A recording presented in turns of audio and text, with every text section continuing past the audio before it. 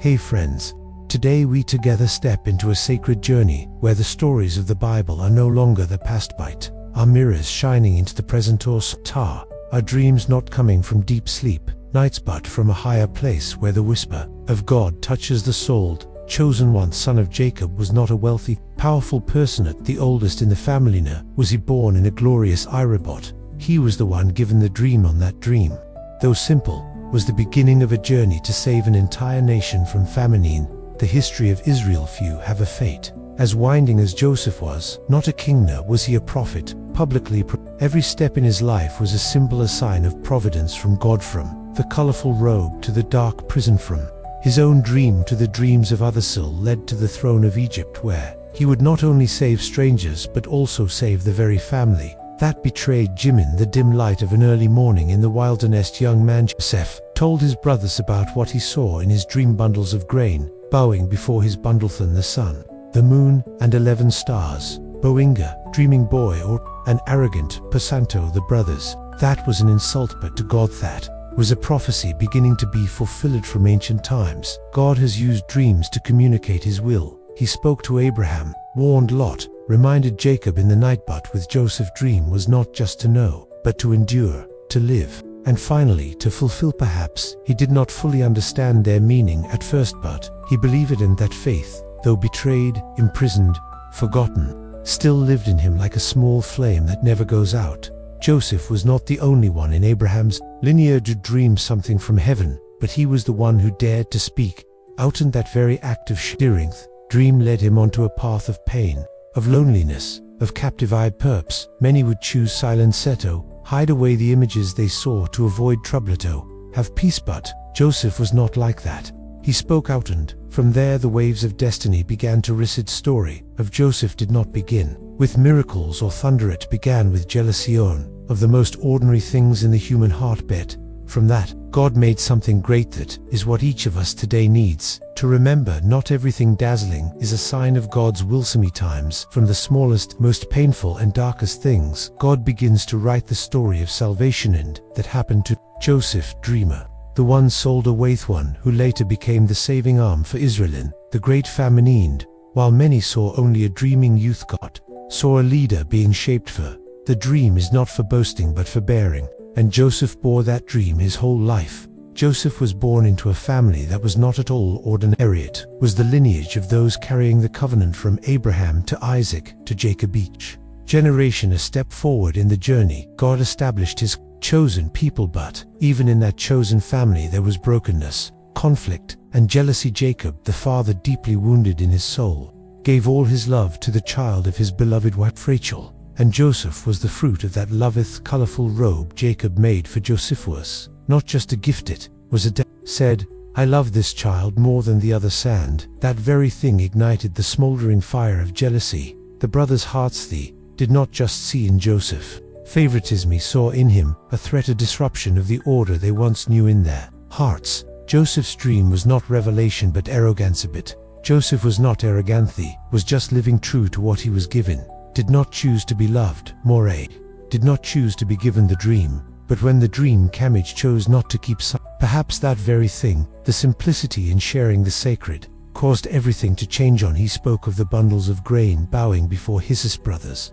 No longer saw him as the youngest, he saw him as one wanting to surpass. And when he continued with the dream of the sun, moon, and 11 stars, Boingev, Jacob, the father who loved him most, was shaken, but instead of blaming the dream, Jacob kept it in his heart. Echoes deep in his soul, he knew God was still speaking. Joseph, at that time, did not understand that the dream was prophesied, also did not know that to make that dream come true would have to trade his freedom, his honor, and his youth. But God knew, and God allowed everything to happen to lead him where he needed to go. God often chooses the weak things to shame the strong. He chooses the small to fulfill his great plan. And Joseph, a youth who had never held a sword, never gone to battle, was placed in the midst of an invisible war between kinship and envy, between light and darkness, between faith and betrayal. In his heart, the dream was vivid as reality, but outside, the storm had begun. The dream is never born in peace, and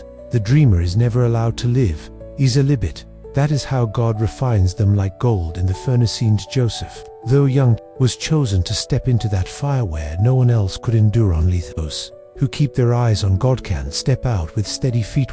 The darkness in the hearts of adults rise. Its innocence of the bearer of light becomes fuel for the fire. Brothers were no longer just jealousy, began to plot to remove Hyman. Then one day, the opportunity came. Jacob sent Joseph to find his brothers, bringing food, a message, and trust. But he did not know that the wilderness ahead was not a place of reunion but the beginning of an exiled destiny. From afar, the brothers saw Joseph coming, his colorful robe like a mark in the harsh sun, and with that color, hatred rose again. Plotted, "Let us kill him and see what becomes of his dream." Thought, saying, though it sounded like the words of mortals, became a reversed prophecy for their attempt to kill the dream made the dream come true. Reuben, the eldest, intervenido, not shed blood, throw him into the pit. Planned to save Joseph latter, but when Reuben was away, a group of Ishmaelite traders passed by. Judah, another brother, said, "Let us not kill him.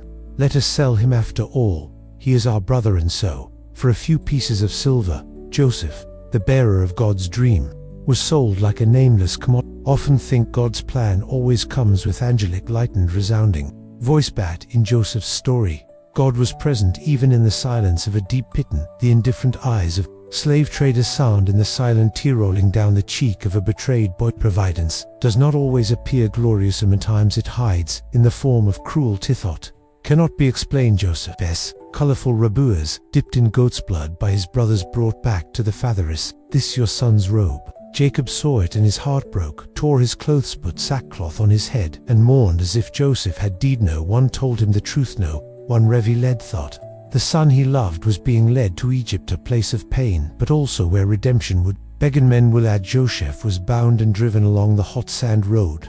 Now cry for help was answered. He did not know what awaited ahead, only knew the dream was still in his heart. Perhaps among the braying of donkeys and the heavy steps of the caravan, still whispered, "Lord, I do not understand, but I believe." And in that whispered destiny began to turn. For Egypt, where he was going, was the gate God had opened. A gate no one wanted but led to a place no one expected. Egypt was not the end but where the dream began to take root. Joseph was no longer the beloved child, no longer the dreamer in his homeland, was now an exile, but also the one being prepared to bear the great role that only those who endure are given. One Joseph set foot in Egypt, a completely new chapter began. It with glory but with change was sold to Potiphar, an officer of Pharaoh, chief of the guard, a powerful man in the court. From a free boy to a servant, Joseph had nothing left, no family, no honor, no defense. But he still had one thing, faith, and that made the Lord be with Josephine. Potiphar's house worked with faithful, honest heart, without complaint, and miraculously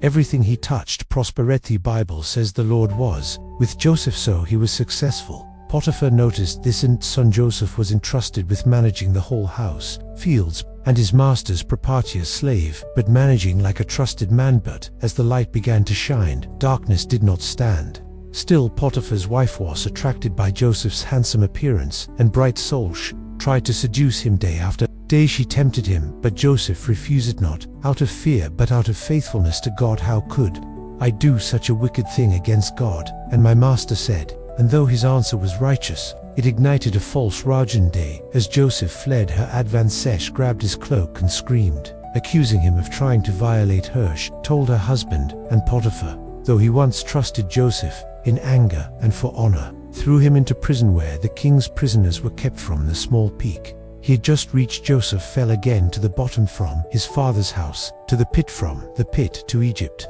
from slave to menager, and now from trusted to slandered. Prosenerance again, the dream seemed shattered, but again God was still with him in that darkness. The king's prison, Joseph did not rebel, did not grow bitter, still served, still faithful, still upright. And strangely, the warden, like Potiphar before, noticed something in this young man. Joseph was entrusted with managing other prisoners, trusted even in the most hopeless place. In there, God prepared the next step. Dream God sowed in a person's heart is not to bloom quickly, and with it is a persistent seed, leaving even in darkness, silently growing underground, till the time to rise in brilliance. Saint Joseph, though buried in a forgotten prison, still carried that light of a great plant that only God knew. In the heart of the prison, where the sound of chains and dampness rose from cold stone walls, Joseph still lived as one sent, not as one abandoned then as if pre-Arangidwo, high officials of Pharaoh were imprisoned.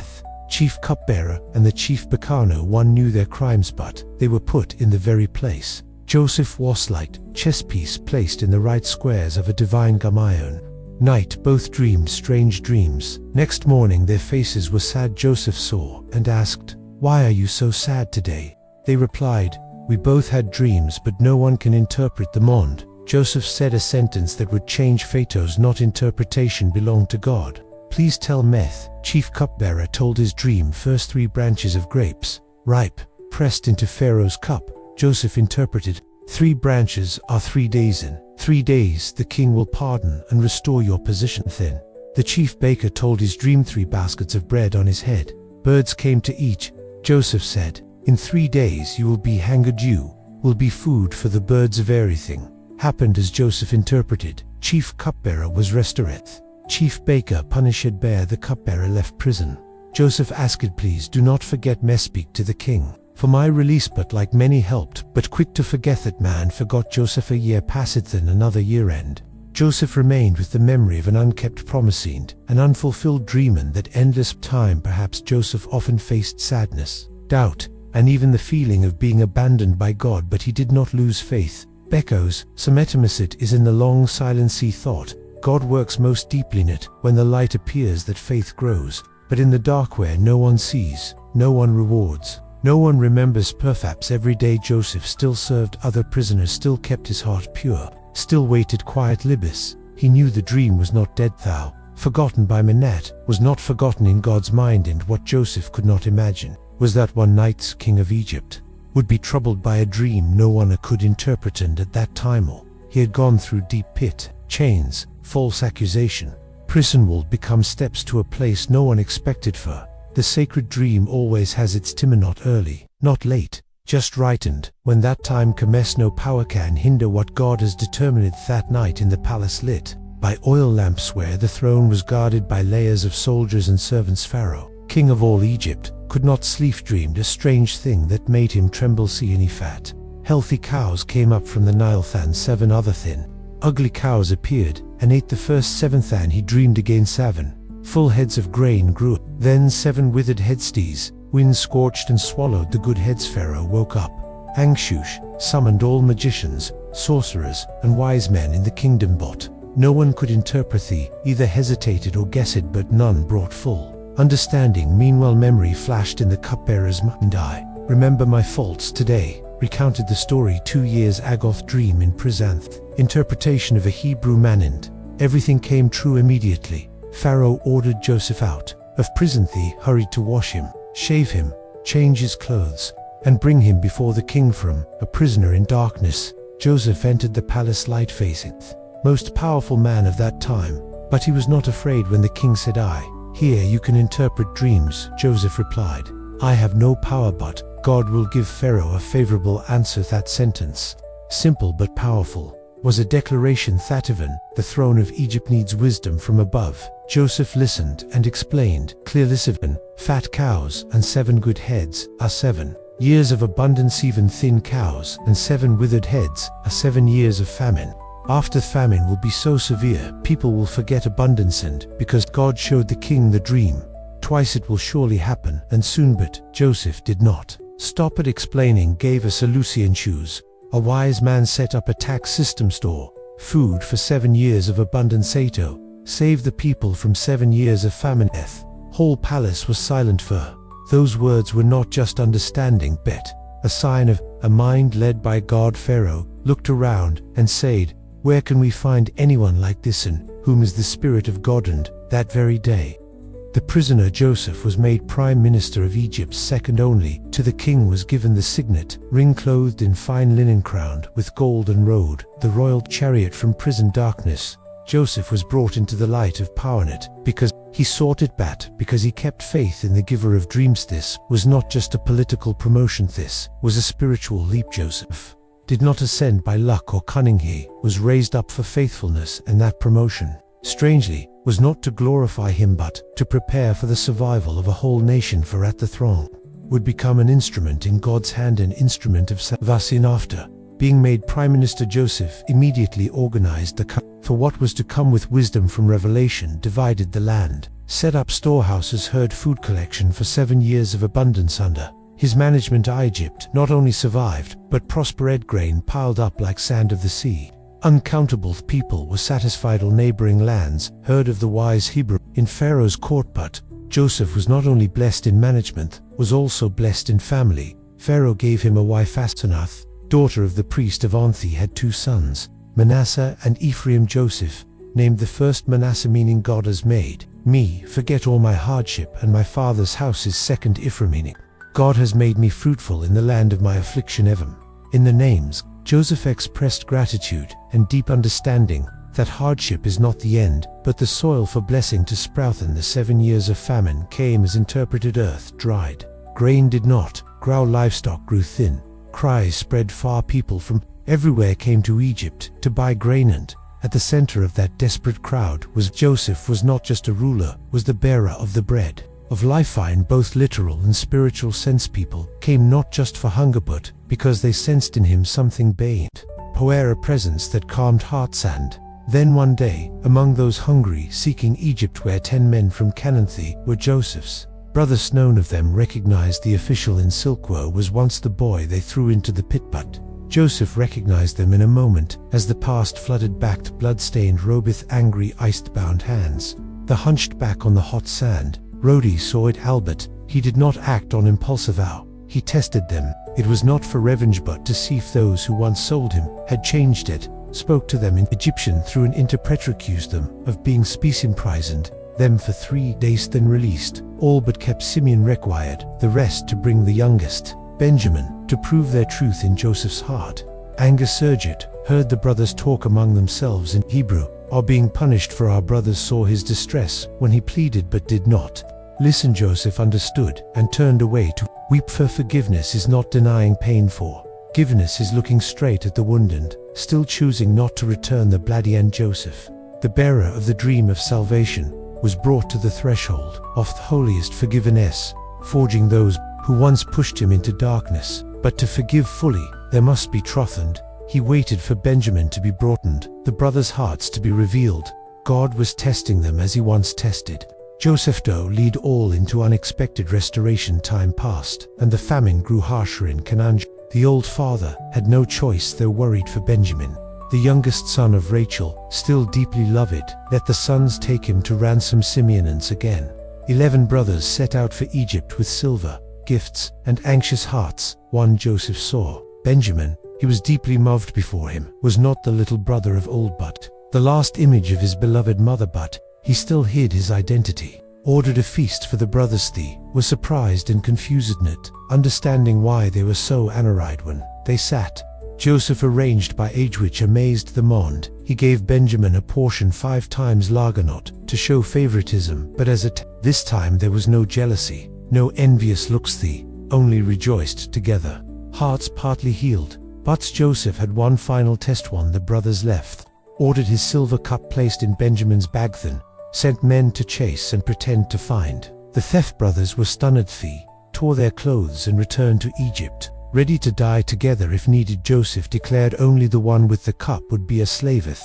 Others could return, and then the miracle happened. Judah, who once suggested selling Joseph, stepped forward, told all that had happened to their father, and pleaded to be a slave instead of Benjamin if the boy did not return. My father would die. Let me stay instead. In those words, there was no jealousy or selfishness, and love, repentance, and a heart transformed by years and suffering. Joseph could not restrain himself, ordered everyone out of the room, and he and his brothers remained. Wept aloud, so loud the Egyptians outside heard. Thon he cried in his native tongue, I am Joseph, your brother. Is my father still alive? Terror gripped the brothers, as if seeing a ghost, but Joseph reassured her, not be afraid.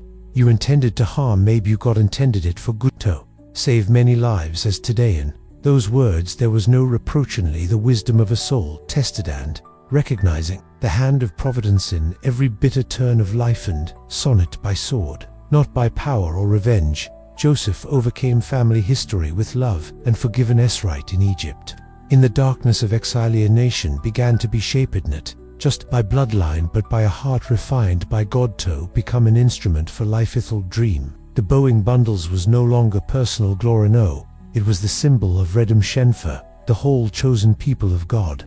News that Joseph was alive reached Canaan like the old father who thought his son lost for years could not believe his ears, but when he saw the chariots and gifts from Egypt, the Spirit revived me. Son is alive, we'll go and see him before I die. That journey was not just a father-son reunion but the greatest migration of the chosen family, paving the way for the formation of Israel in a foreign land. And the way to Egypt at Jacob stopped at Beersheba to offer sacrifice, and that night God appeared to him in a vision. He said, "Do not be afraid to go down to Egypt, for there I will make you into a great nation. I will go down with you and will surely bring you back again." That was confirmation that this example was not falling out of the covenant but preparation for a greater plan. God himself brought them and would bring them back. Joseph sent chariots to bring his father on. That reunion was one of the most moving images in the entire Bible. When Jacob saw his son, he embraced and wept on Joseph's shoulder for a long time. "Now I can defer. I have seen your face and know you are." Olivia's sentence expressing all the pain, joy, and fulfillment of a long journey of faith. Joseph arranged for his father and brothers to live in Goshen, fertile land suitable for livestock, separate from the Egyptians but still near the center of power. When they met Pharaoh, Jacob, though old and weak, blessed the king. A wandering shepherd blessed the king of Egypt because he carried the promise of the Creator. In the years after, Jacob's family lived peacefully in Goshen. They were no longer a land, they were a protected lineage, and Joseph, once sold by his brothers, now became the bridge between grace and family, provided food, shelter, safety, not as a duty but as an act of resurrected love. But time still passed, and Jacob felt his end nearer. Called Joseph and a scared promise, "Me you will not bury me in Egypt, but take me to rest with the ancestors." Joseph agreed, placing his hand under his father's thigh in the custom and promise. That was the last wish of a man who had journeyed from deceiver to bearer of the covenant, and now saw grace fulfilled in his descendants. And in the moment near death, something extraordinary blessed Joseph's two sons Manasseh and Ephraim as his own egg, crossed his right hand to the younger Ephraim, surprising Joseph both. Jacob said, I know, but the younger will be greater." That simple blessing was the continuation of a sacred covenant that neither exile nor death could stop. Dream had come true, but it did not end at the throne or abundant sight ended in a tent where an old father blessed the next generation. Space. True redemption is not in power but in the unbroken flow of faith. And Joseph, from a dreaming youth, had become the keeper of that dream, not for himself but for the whole chosen people of God. When Jacob died, a sacred silence covered Goshen. Joseph mourned his father as a son but also as one who understood and error had indeed embalmed his father. As per Egyptian custom, and asked Pharaoh for permission to take the body to Canaan to bury at Machpelah, where Abraham, Sarah, Isaac, and Rebekah rested. A whole retinue followed a funeral never seen before for a slave people but conducted with royal honor. After burying his father, Joseph's brothers began to further whisper, "Joseph may take revenge now that father is gone." And they sent a message aboard dying. "Father asked you to forgive your brothers for their sin, whether Jacob really said so or not." That message revealed a deep fear that the old wound had not fully healed. Joseph heard and he wept, not out of anger but out of pain, because his love for his brothers was greater than any revenge. Replied, "Do not be afraid. Am I in the place of God? You intended to harm Mabu, God intended it for good, to preserve the lives of Manye. Not only forgave but also nourished, protected, and continued to support his father's house." And Joseph lived to 100 years, saw his grandchildren and great-grandchildren born before dying. He passed on the promise, "God will surely visit you and will bring you out of this land, to the land he swore to Abraham, Isaac, and Jacob. Then he come and did carry my bones out of Egypt. When you leave Harethoth." He died in a foreign land. Joseph's heart looked to the promise, to the deliverance yet to come, but surely would come and ended hundreds of years later when Moses led Israel out of Egypt, brought Joseph's bones as a sacred signet, reminder that God does not forget his word. Looking back at the whole story of Joseph, from dream to throne, from pit to prison, from betrayal to forgiveness, we see something profound. God's dream is not just a personal vision but a path of salvation for the community and those entrusted with that dream are not to live for themselves, but to become a bridge between pain and restoration. Do not just save his family. I laid the foundation for Israel to be formed in Egypt is living proof that God can use the evil people in Tendo, fulfill the good he has planned, and to those today carrying a dream though rejected, betrayed, buried. The story of Joseph still whispers faith. Faithful for God is writing something great through what seems like defeat. Old dream did not die, it saved a nation, and today perhaps it is waiting to live again through you.